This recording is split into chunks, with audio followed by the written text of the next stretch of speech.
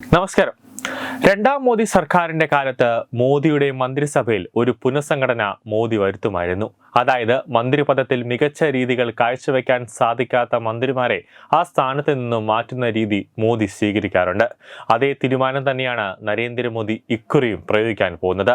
നിലവിൽ കേന്ദ്ര മന്ത്രിസഭയിൽ പുനഃസംഘടനയ്ക്ക് പ്രധാനമന്ത്രി നരേന്ദ്രമോദി ഒരുങ്ങുന്നുവെന്നാണ് സൂചന. ഏപ്രിൽ ആദ്യ ആഴ്ചയിൽ BJPയുടെ പുതിയ ദേശീയ അധ്യക്ഷനെയും പ്രഖ്യാപിച്ചേക്കും. ഇതിനു മുന്നോടിയായി ഈ മാസം 30-ന് നരേന്ദ്രമോദി RSS ആസ്ഥാനം സന്ദർശിക്കും. മോഹൻ ഭാഗവത് അടക്കം RSSന്റെ മുതിർന്ന നേതാക്കളുമായി നരേന്ദ്രമോദി ചർച്ച നടത്തും.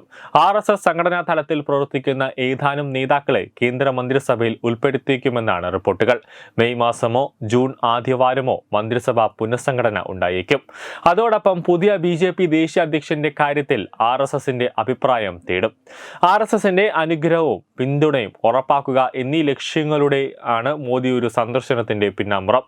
2024 ലോക്സഭാ തിരഞ്ഞെടുപ്പ് വിജയത്തിന് ശേഷം ആദ്യമായിട്ടാണ് പ്രധാനമന്ത്രി നാഗ്പൂരിൽ RSSന്റെ ആസ്ഥാനം സന്ദർശിക്കുന്നത്. നരേന്ദ്രമോദിയുടെ സന്ദർശനത്തിന്റെ വിശദാംശങ്ങൾ പ്രധാനമന്ത്രിയുടെ ഓഫീസ് ഉടൻ പുറത്തുവിട്ടേക്കും.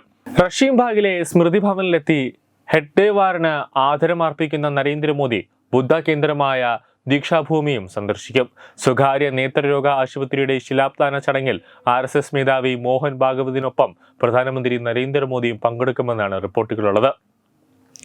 RSS പാരമ്പര്യമായുള്ള ബന്ധം ഒരു പദവിയാണെന്ന് നരേന്ദ്രമോദി അഭിപ്രായപ്പെട്ടിരുന്നു. തന്റെ ജീവിതത്തിന് ഒരു ലക്ഷ്യം നൽകിയേക്കും. നിസ്വാർത്ഥ സേവനത്തിന്റെ മൂല്യങ്ങൾ വളർത്തിയതും RSS ആണെന്ന് മോദി US പോഡ്കാസ്റ്റിൽ, അതായത് കഴിഞ്ഞ ദിവസം നടന്ന USന്റെ ലെക്സ് ഫ്രീഡ്മാനുമായുള്ള പോഡ്കാസ്റ്റിൽ നരേന്ദ്രമോദി അഭിപ്രായപ്പെട്ടിരുന്നു. തന്റെ ജീവിതത്തിന് ഒരു ലക്ഷ്യം നൽകിയതും നിസ്വാർത്ഥ സേവനത്തിന്റെ മൂല്യങ്ങൾ വളർത്തിയതും RSS ആണെന്ന് മോദി പറഞ്ഞിരുന്നു.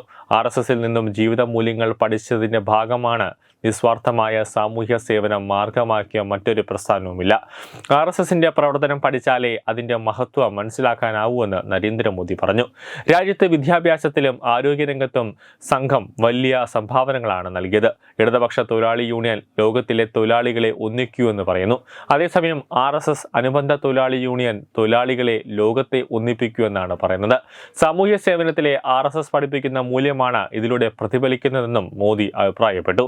News desk Tathwamayi news. Edubix online executive education, focus physiotherapy centre Pattom, Unnat engineering Gujarat, തീർത്ഥയാത്ര.com, അയൺ ബിൽഡ് ഗുജറാത്ത്.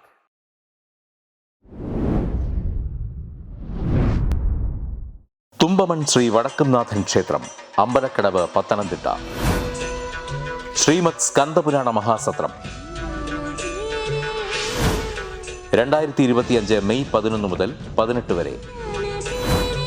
ബ്രഹ്മശ്രീ മുംബൈ ചന്ദ്രശേഖര ശർമ്മയുടെ മുഖ്യ കാർമ്മികത്വത്തിൽ മഹാഗണപതി ഹോമം, സ്കന്ദപുരാണ പാരായണം, മഹത് പ്രഭാഷണങ്ങൾ, പൂജഹോമാദികൾ, കലാസാംസ്കാരിക പരിപാടികൾ. സത്രയജ്ഞ കർമ്മങ്ങളിലേക്ക് എല്ലാ ഭക്തജനങ്ങളുടെയും സാന്നിധ്യവും സഹകരണവും സാദരം അഭ്യർത്ഥിക്കുന്നു. മഹാസത്രവേദിയിൽ മെയ് 18-ന് പഴനി അരുൾമിക ദണ്ഡായുധപാണി സ്വാമി ദേവസ്ഥാന അർച്ചക സ്ഥാനികർ ശ്രീസെൽവ സുബ്രഹ്മണ്യ ശിവശാരിയാരുടെ മുഖ്യ കാർമ്മികത്വത്തിൽ നടക്കുന്ന അതിശ്രേഷ്ഠവും സർവൈശ്വര്യദായകവുമായ സ്കന്ദഹോമം. സ്കന്ദമഹാപുരാണ സത്രത്തിന്റെ ആദിമധ്യാന്തമുള്ള സമ്പൂർണ്ണ തത്സമയ കാഴ്ച തത്വമയി നെറ്റ്വർക്കിൽ.